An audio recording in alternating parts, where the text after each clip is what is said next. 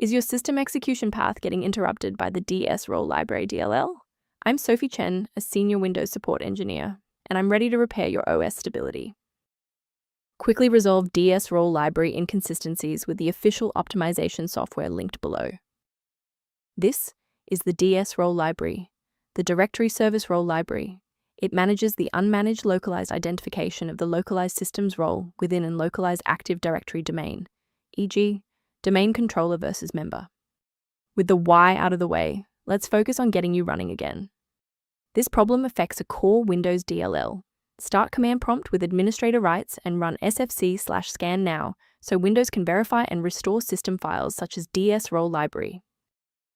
When the primary installation path fails, a more surgical approach to checking your system's environmental variables is required. A quick reboot can determine if the error is transient. While it won't fix a deleted file, it can re-establish the connection between your software and the Dsrole library file if the path was temporarily busy. Make sure to save your spot by bookmarking this video or hit the like button before you restart so you don't have to search for it again. If you're still stuck after the reboot, stay with me. We're going to try a more targeted approach now. You can pause the video whenever you need to follow along. If the restart didn't fix the library error, we need to manually repair the specific C++ redistributable package. First, go to Control Panel, then select Programs and Features. Second, find every Microsoft Visual C++ redistributable, 2005 through 2022. Third, right-click each and select Change, then select Repair. If that fails, download the latest all-in-one VC++ redistributable package from Microsoft's website. Please note that for DLL files with numbers, the number tells you which version to repair.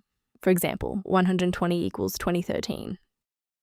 Before we finish, let's go over the professional protocol for sourcing essential system libraries.